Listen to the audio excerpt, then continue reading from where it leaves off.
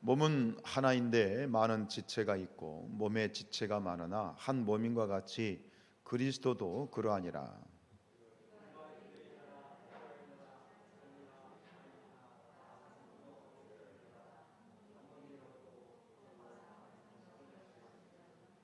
몸은 한 지체뿐만 아니요 여럿이니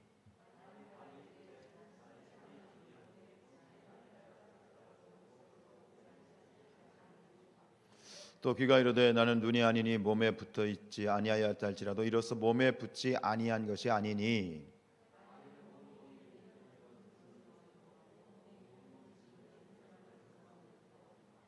그러나 이제 하나님이 그 원하시는 대로 지체를 각각 몸에 두셨으니 이제 지체는 많으나 몸은 하나라.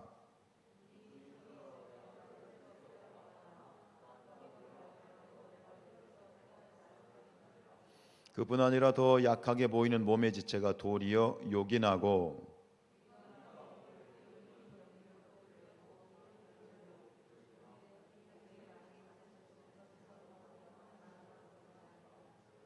우리 아름다운 지체는 그럴 필요가 없느니라. 오직 하나님이 몸을 고르게 하여 부족한 지체에게 귀중함을 더하사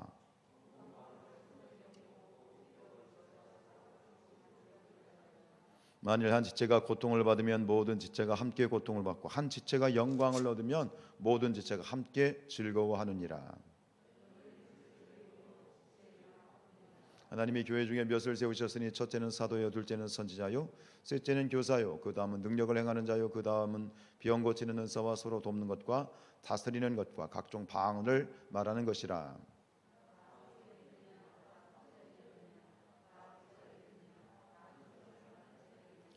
다 병 고치는 은사를 가진 자에겠느냐? 다 방언을 말하는 자에겠느냐? 다 통역하는 자에겠느냐?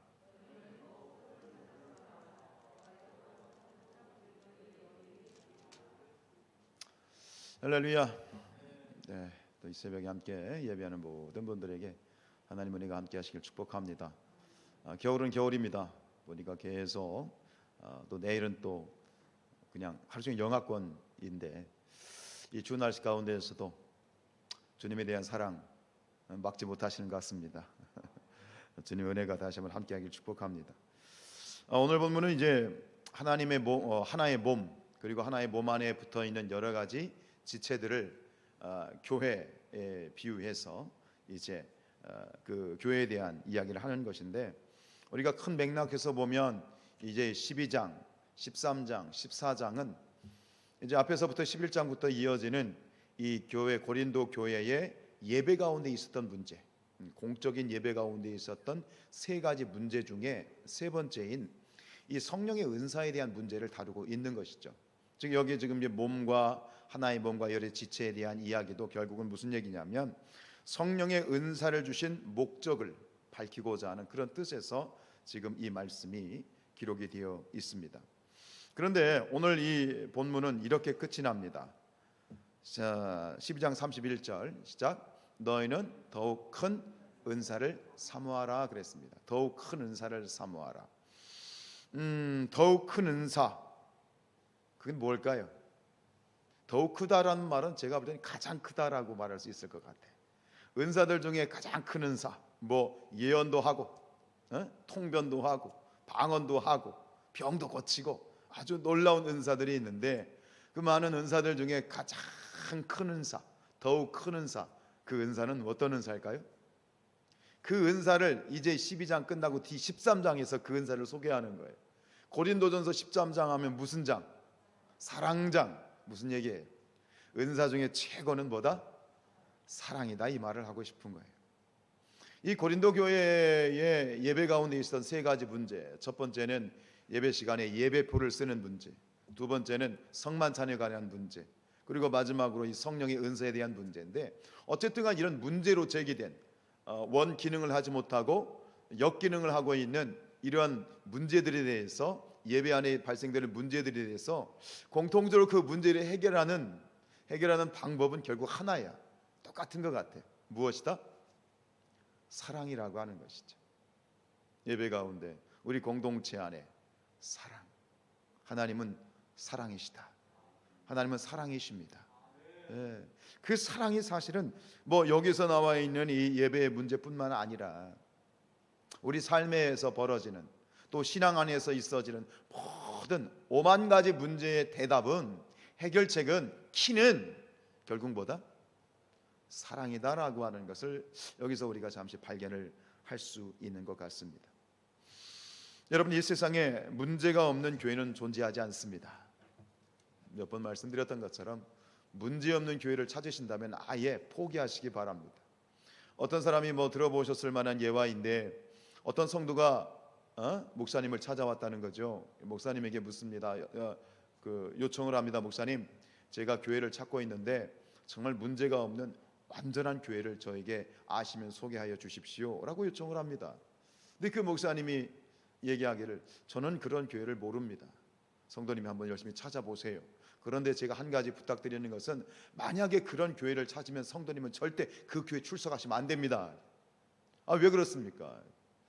성도님이 그 교회 출석하신 순간 그 교회는 완전한 교회가 되지 않기 때문입니다. 완전한 교회가 깨어지기 때문입니다.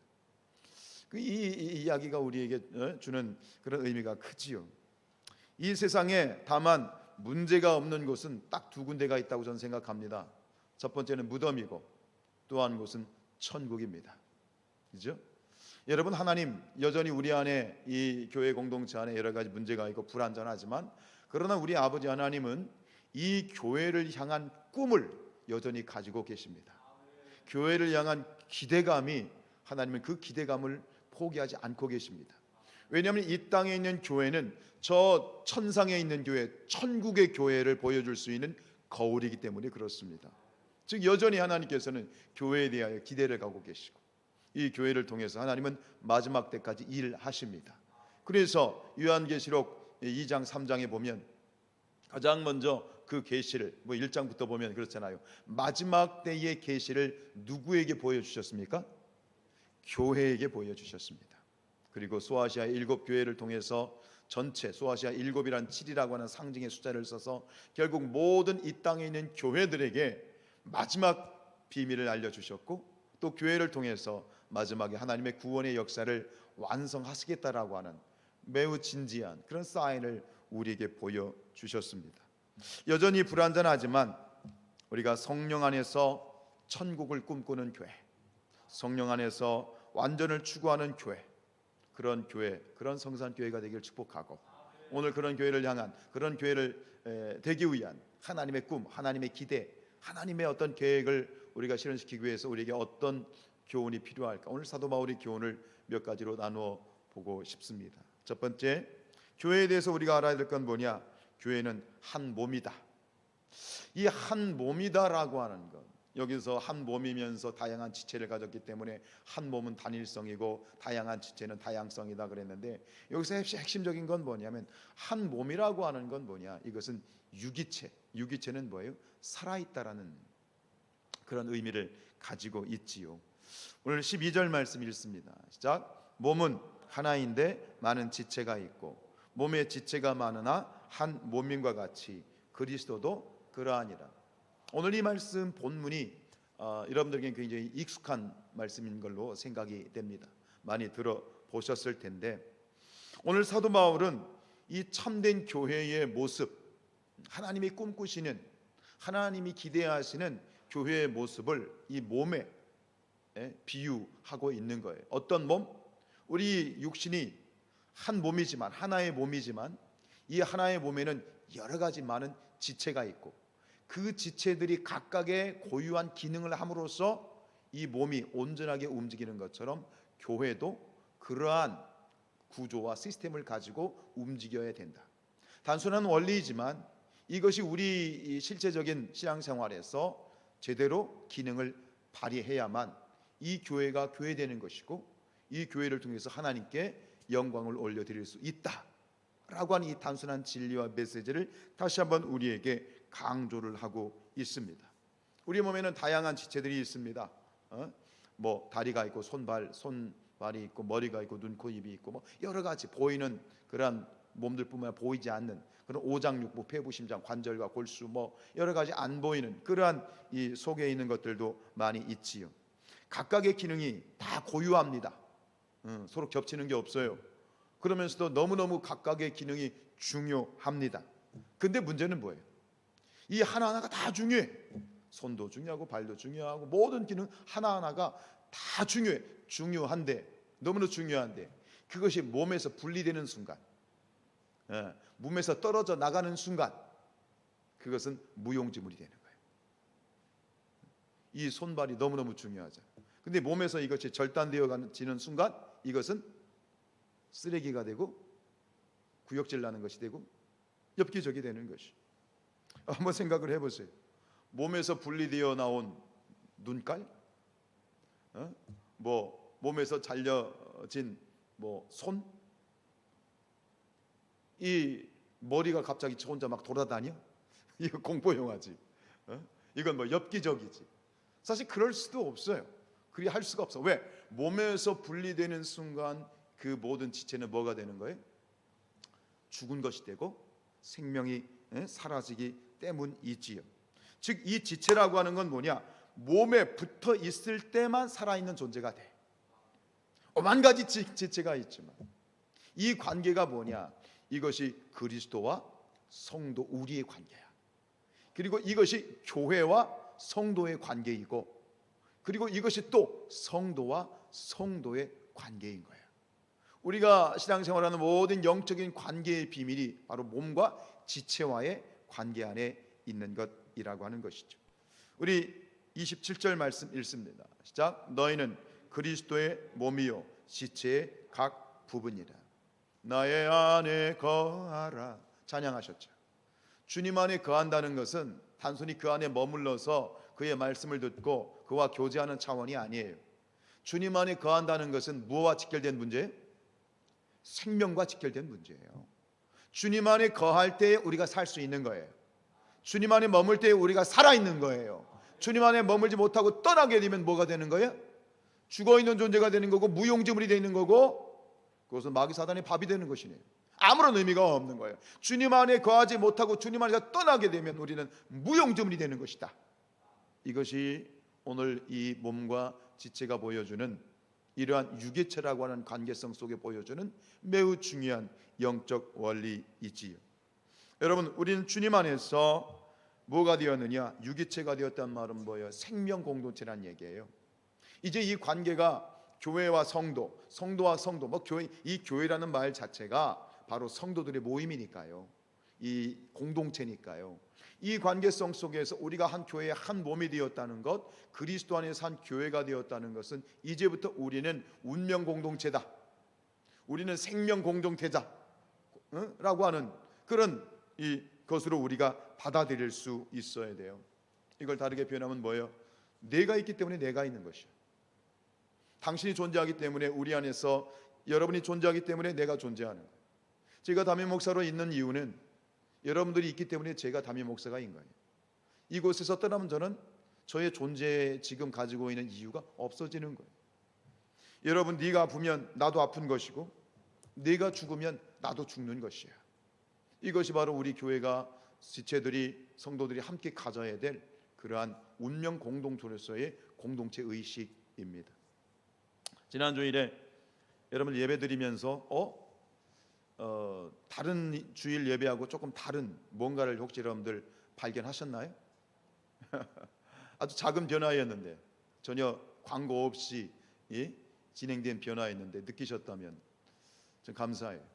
우리가 보통 이제 예배를 드릴 때 주일에 찬양 끝나고, 찬양 끝나자마자 뭐가 들어와요? 기도가 들어가게 되잖아요. 근데 이제 우리가 이제 바닥을 전에는 지저분하긴 해도 이런 양탄 같은 그런 카페트 같은 거에서 이렇게 소리가 덜 났어. 거의 안 났어. 근데 이걸 이제 강화마루로 바꾸니 이게 뭐 조금만 틱틱거려도 막 소리가 굉장히 막 크잖아요. 근데 이제 예배가 이제 끝나고, 찬양이 끝나고 이 기도 순서가 됐는데, 저도 늘 그게 마음이 좀 꺼림칙했어. 이제 기도를 하러 오시는 분이 바로 올라오지도 않고 또 늦게 오시는 시간이 있고, 또 이 찬양단이 마이크하고 보민대 치우면 이게 딸그락거리고 이게 굉장히 부산스러웠던 거예요. 이걸 어떻게 했냐? 저도 그냥 마음속에 이렇게 담고 있었는데, 그래서 예배가 막 끊기는 느낌이 있었고, 근데 지난 토요일 날 우리 문화부하고 이제 찬양단 몇 분이 오셔서 저하고 이렇게 얘기를 하다가 뭐 그런 얘기를 하고 저한테 제안을 하시는 거예요. 목사님, 예배 시간에 찬양하고 끝난 이 중간에 이런 일이 있어서 예배가 끊기는 것 같아요.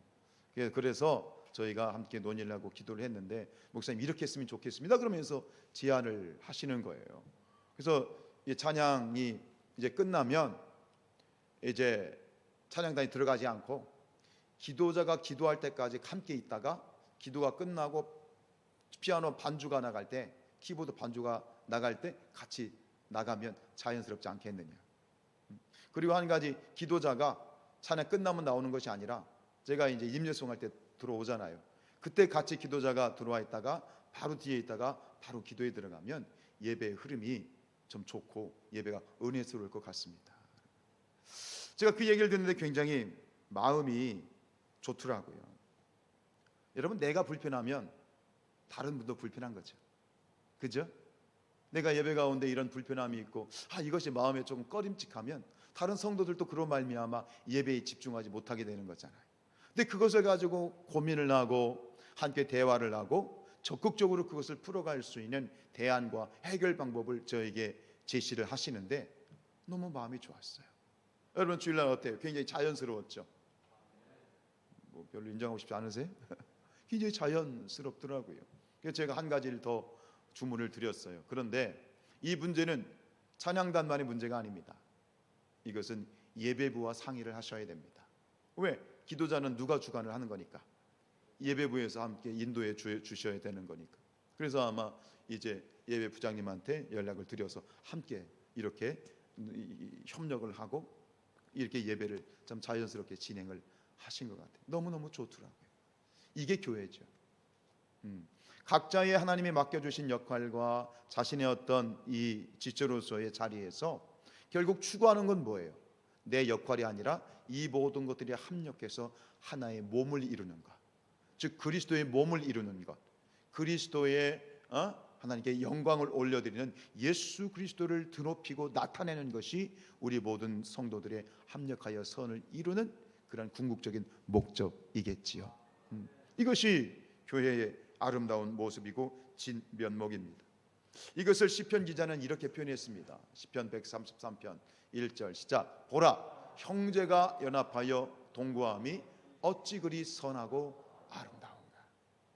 결국 이 모든 과정들을 알고 있는 저의 입장에서 보면 그냥 표현하고 싶은 단어는 이거예요. 참 좋다, 아름답다. 작은 일이고 보여지지 않는 작은 일일지 모르지만 하나님께서 이 사실을, 이 과정을 보시면서 제가 보기에도 아름다운데 하나님이 보시기에 얼마나 아름다우셨을까. 교회가 그렇게 서로 예배를 돕고 하나님의 영광을 위하여 그렇게 헌신하고 고민하고 함께 대화하고 풀어가는 이 모든 모습들 속에서 이것이 바로 우리가 하나님의 교회를 향해 꿈꾸시는, 교회를 향해 꿈꾸시는 하나님의 기쁨이다.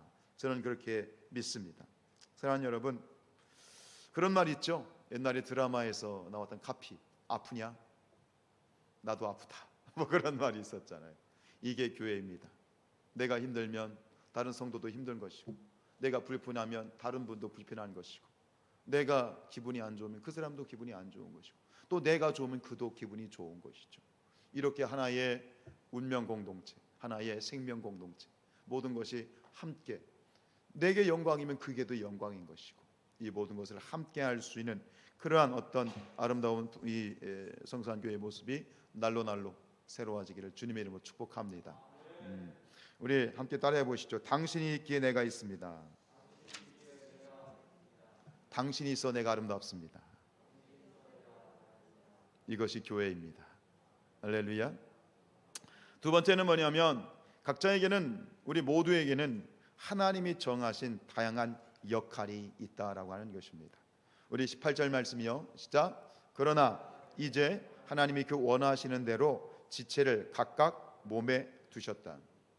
이 피아노 연주를 하게 될 때 이 피아노 연주가 온전한 연주가 되기 위해서는 그 수십 개의 피아노 건반이 각자의 소리를 정확하게 내주어야 돼요. 만약 수십 개 중에 하나만이라도 이 조율이 잘못돼서 음이 이탈되어 있으면 아무리 뛰어난 연주자를 할지라도 그 연주는 실패한 연주가 되는 것입니다. 마찬가지로 우리에게 주님의 몸된 교회도 우리 성도 각자가 감당해야 될 역할이 있다라는 것이죠. 근데 그 역할이 내가 원해서 되어지는 역할이 아니라 하나님께서 원하시는, 그래서 하나님께서 나로 하여금 그곳에 있게 하시고 그곳에서 그 기능과 역할을 하도록 하는 하나님이 정하신 자리가 있다는 거예요. 오늘 이 18절 말씀이 뭐라고 되어 있어요? 하나님이 그 원하시는 대로 지체를 몸에 두셨다는 거예요. 팔은 하나님이 이곳에 필요하기 때문에 하나님이 팔을 두신 것이고, 머리는 이곳에 머리가 필요하기 때문에 누가 머리를 두신 것이다? 하나님이 머리를 두신 것이에요. 우리 인간을 하나님이 창조하실 때 하나님의 손수 빚으셨어요. 하나님의 손수 창조하셨단 말이에요. 이 하나님이 빚으신 이 몸, 이 형상, 다리가 있을 것에 다리를 하나님 목적대로 주셨고, 눈이 있을 것에 눈을 두셨고, 눈썹이 있을 것에 하나님이 눈썹을 두신 것처럼 교회도 마찬가지예요. 교회도 교회가 되기 위해서는 하나님이 원하시는 사람, 하나님이 원하시는 역할에 그 사람을 적재적소에 하나님이 두시는 것이다. 우리 모두는 우리가 있어야 될 역할이 있다. 내가 원하는 역할이 아니라 하나님이 원하시는 자리가 있다. 그 자리를 찾아서 그곳에, 그 자리에 있게 될 때 그것이 아름다운 교회로서의 역할을 감당하게 되는 것이다 라고 하는 것이지요. 우리 어떤 성도님들 보면 참 그래요. 교회 안에 무수리 같은 성도님들이 있어요. 무수리, 그냥 하루 종일 몸으로 막 헌신하고 참 피곤하고 힘들만도 한데 콧노래를 부르면서 열심히 그냥 몸으로 봉사하고 헌신하시는 분들이 있어요. 참 얼마나 아름다워요. 근데 어떤 분들 보면 1시간 이 똑같은 일을 하는데 1시간만 해도 막 오금이 저리는 분들이 있어요. 힘들어가지고 못 견디는 분이 있어요. 근데 이 몸으로 하는 일은 되게 1시간만 해도 막 어쩔 줄을 모르고 막 지치는데, 근데 이분은 어떤 또 은사가 있냐면 이 사람들을 위로하는 은사가 있어요. 일은 못해. 나서 일은 못하는데 사람들에게 대화를 하면서 그분을 이렇게 위로해주고 마음을 만져주는데 아주 탁월한. 근데 이게 서로 부딪힐 수 있다니까요. 그래서 일을 열심히 하는 어떤 이 집사님의 입장에서 보면, 그 일 못하는 집사님을 보면 이런 거예요. 아유, 왜 접수 집사님은 일은 안 하고 저렇게 저기 가지고 저기 누가하고 노닥거리게만 해? 이렇게 보이는 거야. 일은 안 하고 노닥거리는 것처럼 보이는 거예요. 근데 그 노닥거리는 집사님의 입장에서 보면 그 일만 하는 집사님은 또 어떻게 보일까요? 아니, 한 영혼이 천하보다도 귀한데 저 영혼이 지금 저 집사님이 지금 힘들어가지고 막 굉장히 고통스러워하는데 그 영혼을 달래주고 위로해줘야지. 아유, 저 집사님 그냥 하고 나 그냥 무술이처럼 일만 하려고 그래? 뭐 또 이렇게 서로 뭔가 불협화음이 있을 수 있지요. 그렇게 생각할 수 있어요. 여러분, 누구 생각이 맞아요? 다 맞죠. 여기서 놓치고 있는 것이 있죠. 각자의 역할이, 하나님이 주신 역할이, 하나님이 주신 은사가 다르다는 거. 그 은사에 충실할 때 나의 기준으로 보면 저 사람이 마음에 안 들어. 아니, 열심히 일해야지, 열심히 땀 흘려 일해야지. 가서 왜 노닥거리고 있어서 노닥거리처럼 보이는 거야. 이분은 가가지고 그분을 위로하고 세워주고 그분은 어쨌든 간 마음을 만져주는 건데, 일하시는 분 입장에서 보면 그분 노닥거리는 것처럼 보일 수 있다라는 것이지. 여러분, 그렇죠. 자신의 기준으로 다른 사람을 평가하면 이런 불협화음이 있을 수 있죠. 우리 베드로전서 4장 10절 말씀 같이 읽겠습니다. 시작. 각각 은사를 받은 대로 하나님의 여러 가지 은혜를 맡은 선한 청지기 같이 서로 봉사하라. 앞에 있죠. 각각 무엇을 받은 대로? 은사. 하나님이 주신 선물, 교회의 덕을 세우고, 그렇죠? 교회 하나님의 영화롭게 하기 위한 각각의 은사가 다 다르다는 거예요. 그 역할이 다르다는 거예요. 하나님이 주신 역할이 달라요. 이런 판단할 일이 아니라 인정해주고 지지해줘야 될 일이야. 저분이 일 정말 못해. 똥손이야.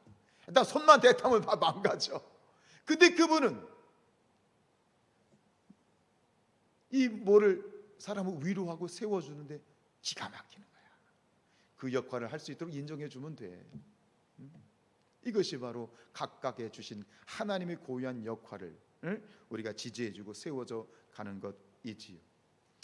늘 이 기도하는 분들의 눈에 보면 기도하지 않는 성도님들이 참 답답하게 보일 거예요. 그죠? 열심히 전도하고 나가서 이 영혼 구령에 대한 열정이 뜨거운 분들은 나가서 이 전도하지 않는 분들을 보면 많이 안타까울 거예요. 그죠? 그러면 좀 속도 상하고 답답하기도 하고 또 때로는 짜증이 날 수도 있을 것 같아요. 여러분 혹시 그런 마음이 있다면 여러분 답답해하지 마시기 바랍니다. 안타까워하지 마시기 바랍니다. 먼저 하나님께 감사하시기를 바랍니다. 하나님, 이 아름다운 몸된 주님의 몸된 교회에서 저를 기도의 사역자로 기도의 역할을 주셔서 감사합니다. 하나님, 저를 이 몸된 교회의 전도자로 전도자의 역할을 할 수 있도록 그런 마음을 부어주시고 그런 자리에 저를 세워주셔서 감사합니다. 감사하고 더 나아가서 하나님께 기도할 것이 있는데 그게 뭐냐면 하나님, 우리 교회 모든 성도들이 각자의 역할이 있음을 압니다. 그 역할을 다 알아서 그들에게 하나님이 맡겨주신 그 역할에 충성하게 하옵소서 라고 우리가 기도를 해야 될 것 같습니다. 오랫동안 이 비어 있었던 이 드럼, 거의 한 2년 동안 비어 있었던 것 같죠, 그죠? 2년 동안 예배 가운데 드럼을 칠 사람이, 좀 아름다운 그런 사역인데 칠 사람이 없었는데 이제 우리 최 집사님이 오셔서 드럼을 치시니 얼마나 좋은지. 할렐루야. 저만 좋은가 봐요, 그죠? 너무너무 좋아요. 저도 드럼을 치는 사람이라서 딱 들으면 알아요. 이게 기본기가 있는 사람인지. 드럼을 치면서 막 열받아가지고 박자 놓치고 막 자기 혼자 막 흥분해가지고 막 오버하는 건지 다 들리거든요. 근데 참 기본기가 아주 잘 돼 있어요. 화려한 것이 아니라 딱 예배를 돕는 그런 역할을 하고 있는 것 같아요. 하나님의 준비하신 예비하신 자리인 것이죠. 할렐루야. 너무 감사해요. 하나님이 채워주셔요. 며칠 전에 제 아내에게 어느 집사님이 연락을 주셨어요. 저희 교회 등록한 지 얼마 안 된 집사님인데 이 집사님이 어떤 사역을 하고 싶은데 전도를 하고 싶은데 그래서 어떻게 해야 되는지 방법을 물어봤어요. 근데 이 집사님이 이제 전에 다니던 교회에서 이사 오시기 전에 다니던 교회에서 참 일을 많이 하셨던 그런 집사님이셨대요. 근데 어떤 일을 하셨냐면 전도하는 일. 그래서 아파트에 다니면서 아파트 저기 앞에 꼬지가 있잖아요. 광고도 꽂고. 이분이 이제 늘 하셨던 일이 뭐냐면 그 아파트에 다니면서 전도지를 이렇게 꽂는 그런 일들을 정말 열심히 하셨던 분이래요.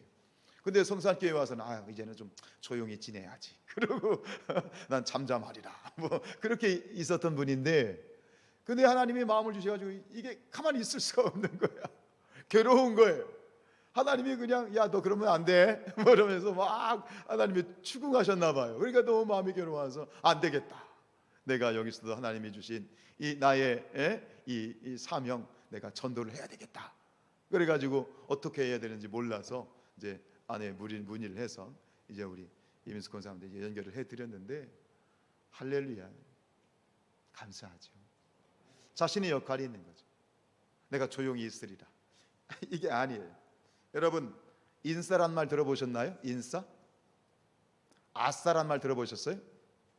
뭐 아싸 호랑나비 이거 말고 요즘 아이들이 쓰는 말, 이 아싸는 아웃사이더, 즉 바깥에서 배회하는 사람들을 아웃사이더라고 하잖아요. 이 아싸가 그 말이에요. 배회하는 사람들. 여러분, 하나님의 교회 가운데, 하나님의 사역 가운데 아싸가 되지 마시기 바랍니다. 인싸가 되십시오. 인사이더, 앞에서 내 역할을 하고 주도적으로 하나님의 일을 감당하는 사람들을 인싸라고 얘기합니다. 여러분, 교회 인싸가 되십시오. 근데 인싸보다 더 핵심적인 사람을 뭐라고 얘기해? 핵인싸. 핵인싸. 여러분들이 주신 하나님의 나에게 주신 역할, 하나님이 나로 하여금 주신 감동, 이 성령의 은사, 그것을 내려놓지 마십시오. 포기하지 마십시오. 내가 하나님 나라 가는 그날까지, 나를 부르시는 그날까지 그 사명, 그 은사, 그 역할 가운데 충실하게 될 때 그로 말미암아 내 인생이 복받고, 그로 말미암아 주의 몸된 교회가 복받고, 그로 말미암아 나를 구원하신 우리 하나님이 영원하게 됨을 여러분 기억하시길 축복합니다.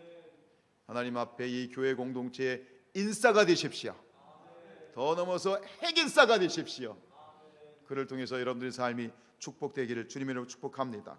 그리고 이 교회가, 우리 성산교회가 더 아름답게 하나님 앞에 쓰임받고 빛이 되고 소금이 되는 그런 아름다운 교회가 될 수 있기를 주님의 이름으로 축복합니다. 찬양하겠습니다.